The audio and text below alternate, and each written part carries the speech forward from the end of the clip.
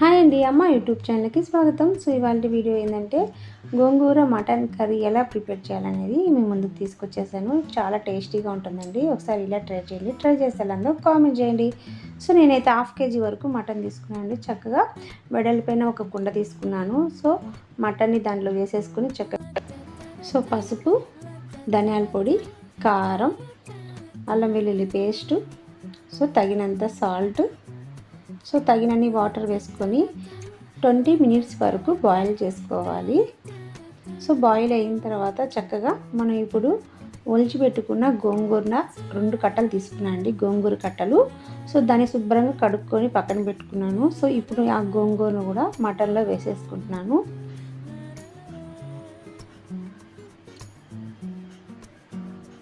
So చక్కగా వేసేసి మూత పెట్టి ఒక 5 మినిట్స్ వరకు అట్టే ఉంచితే సో గోంగూర బాగా ఉడికిపోతుందండి.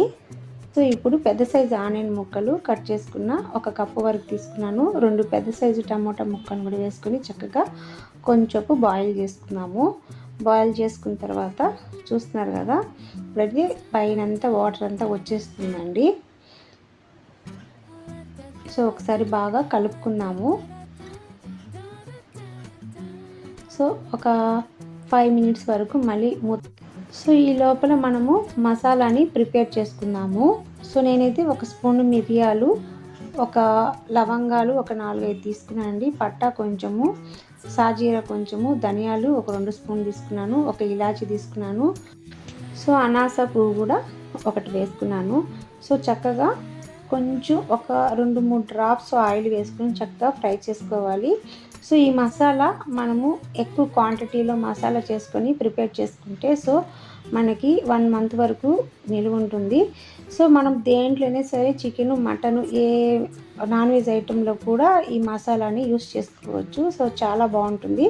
సో కచ్చా బచ్చా దంచుకున్న తెల్లగడ్డలు కూడా వేసుకొని చక్కగా ఫ్రై చేసుకుంటున్నాను.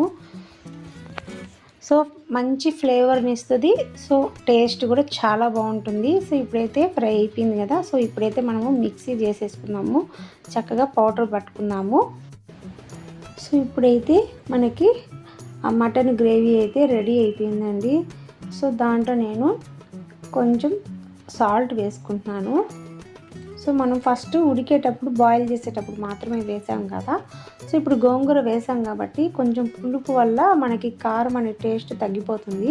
సో తగినంత కల్లుప్పు, సో 2 స్పూన్ల వరకు కారము, 2 స్పూన్లు గరం మసాలా వేసుకుని చక్కగా ఒకసారి బాగా కలుపుకున్నాము.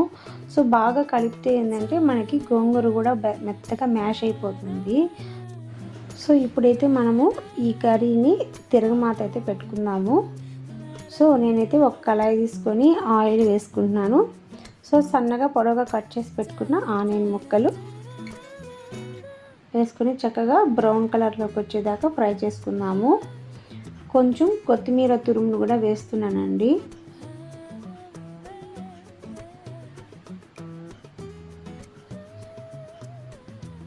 చక్కగా ఫ్రై చేసుకుందాము.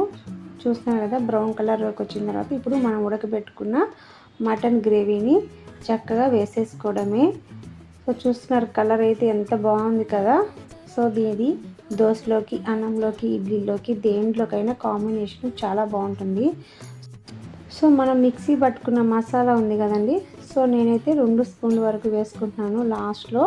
సో లాస్ట్లో వేయడం వల్ల ఏంటంటే స్మెల్ కానీ ఫ్లేవర్ కానీ చాలా బాగుంటుంది. సో ఇలా ఒకసారి బాగా కలుపుకొని చక్కగా ఒక 5 నిమిషాల పాటు మూత పెట్టుకొని బాయిల్ చేసుకొని దింపి సర్వ్ చేసుకోవడమే అండి. సో చాలా టేస్టీగా ఉంటుంది. సో ఇంతే అండి, గిన్నెలో అయితే సర్వ్ చేసేస్తున్నాను. సో మటన్ కూడా అయితే చాలా బాగా ఉడికిపోయిందండి. సో ఇలా ఒకసారి ట్రై చేయండి. ట్రై చేసి ఎలా ఉందో నాకు కామెంట్ చేయండి. సో నా వీడియో మీకు నచ్చితే లైక్ చేయండి, షేర్ చేయండి, సబ్స్క్రైబ్ చేసుకోండి. సో ఇవాళ వీడియో ఇదే అండి. మరో వీడియోలో మరీ మంచి రెసిపీతో వస్తాను. బాయ్ అండి.